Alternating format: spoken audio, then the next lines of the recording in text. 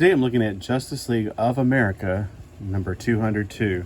It's nice to go back and reread comic books I haven't read in probably 40 years. This is an example of that. I've gotten more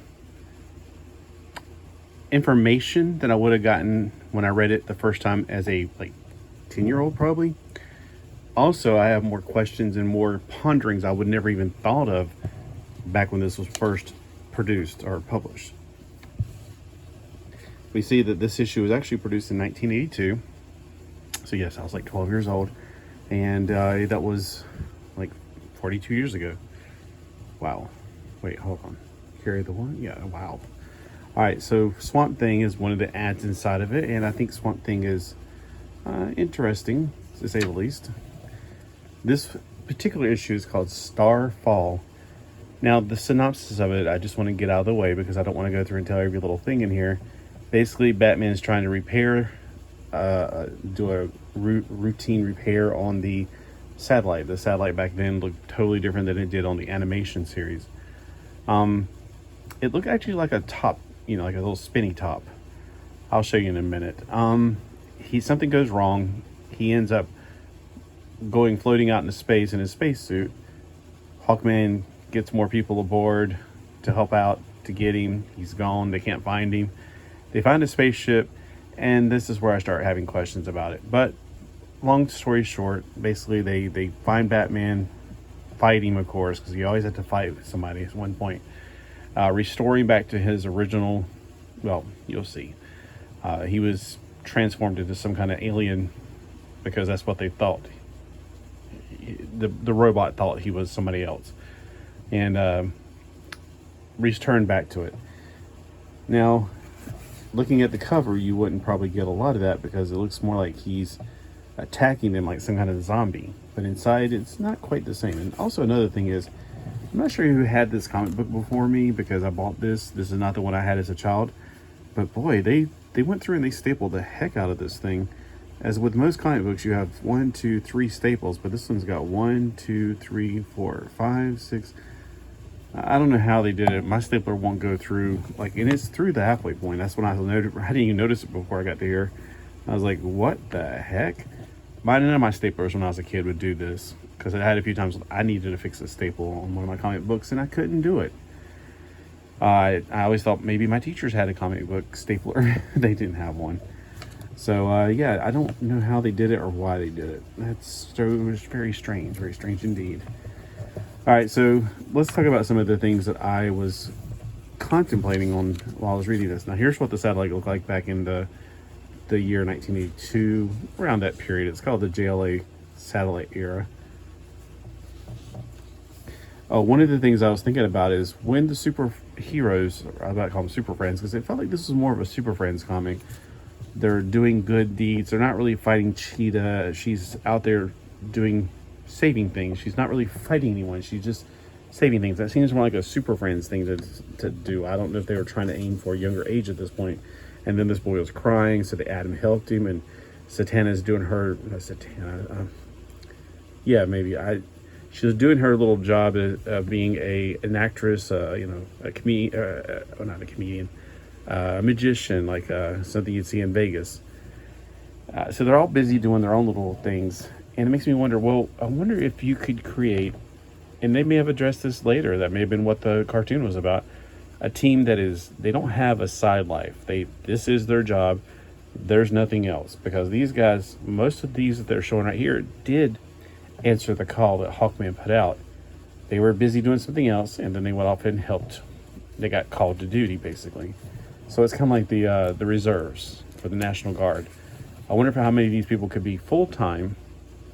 Maybe have the 7 core people, and then they pull in reserves, or they pull in people they think might have special abilities that they need that they don't have on the core team. Like, say, if you want to go to Africa and talk to animals, well, you would probably pull in somebody like Animal Man or somebody else that can actually communicate to other life forms like Martian Manhunter.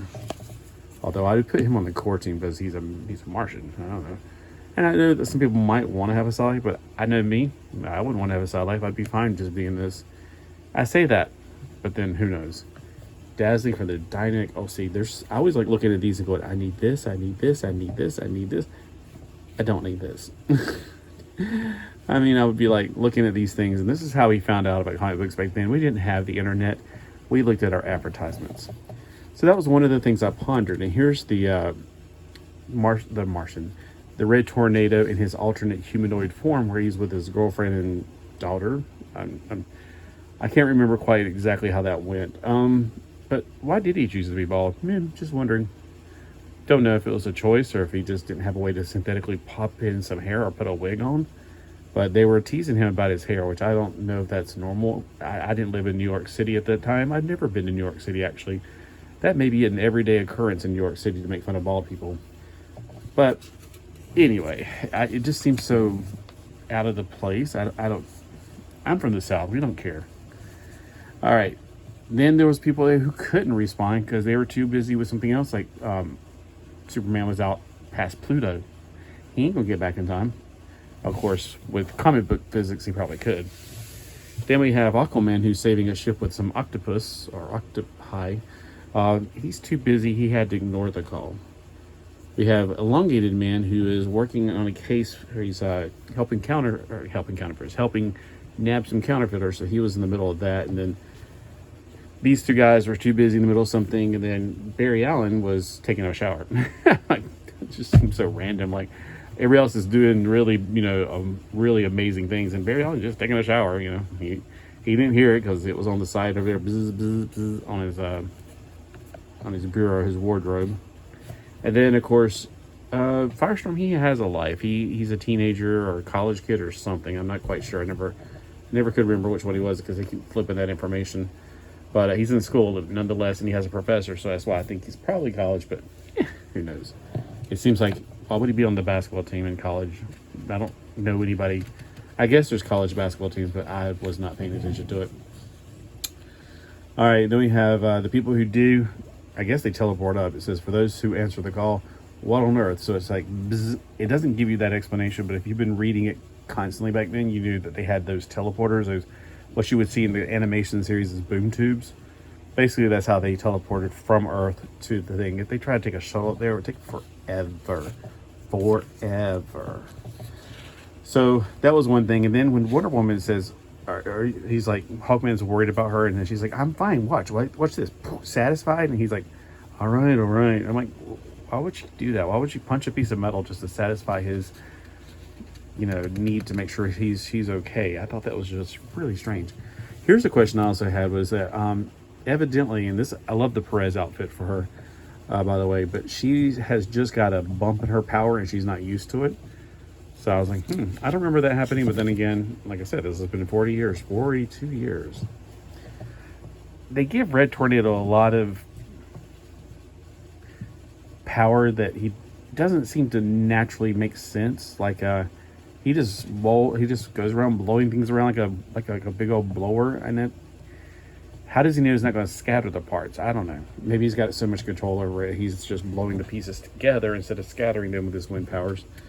And then she, of course, puts things together with her magic spells. Sometimes she has magic, and sometimes she doesn't know their own strength, evidently.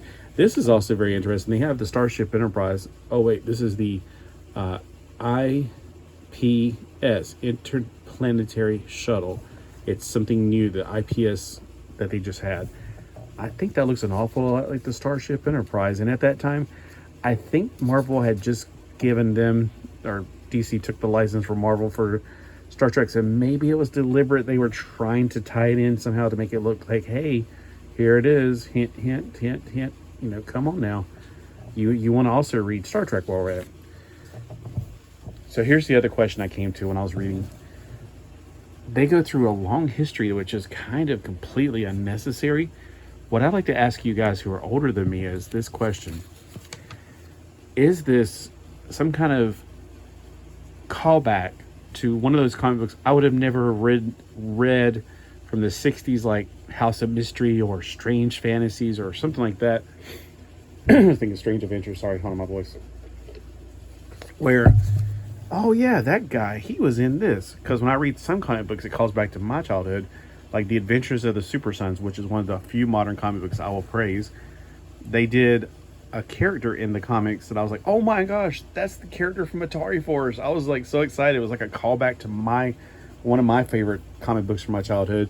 So is this, like, for those who were around in 82, can you say, oh yeah, that guy, he was in Strange Adventures. He was one of the guys who fought against or fought along with, what's his name?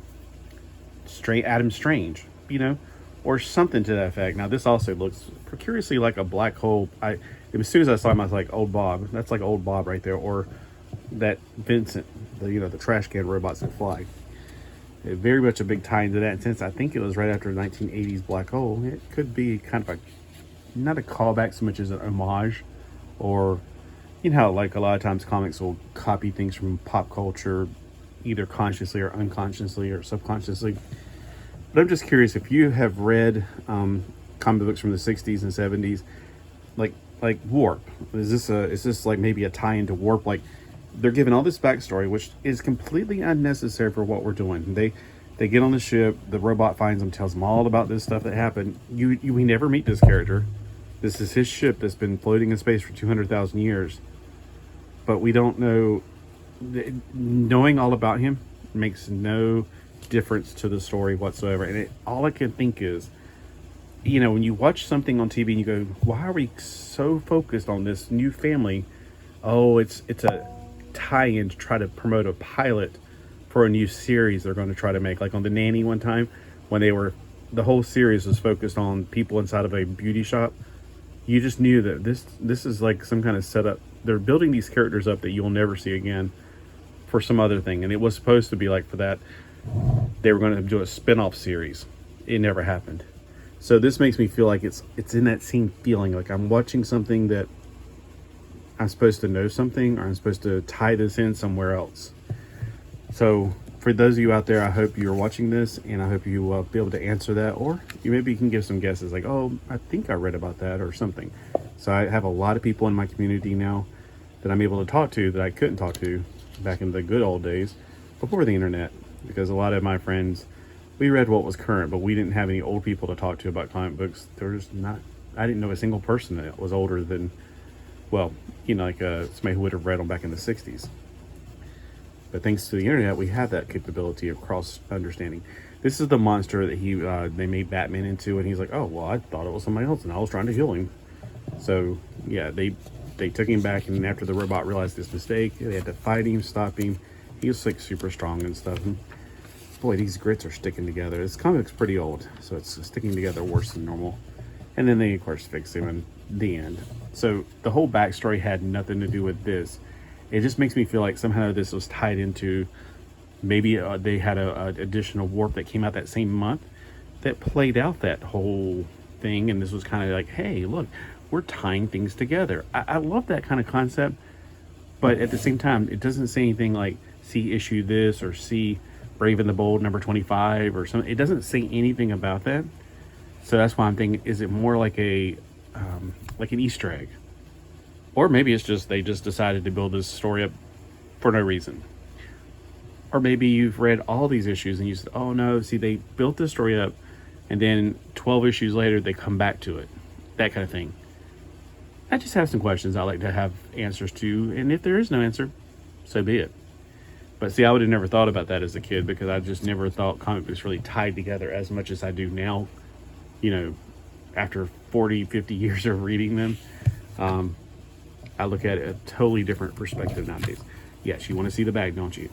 We got the Lone Ranger action figures. I didn't have any of these, but boy, I would have loved to. I feel like I did though. And look, they have a stamp on there from whoever bought it.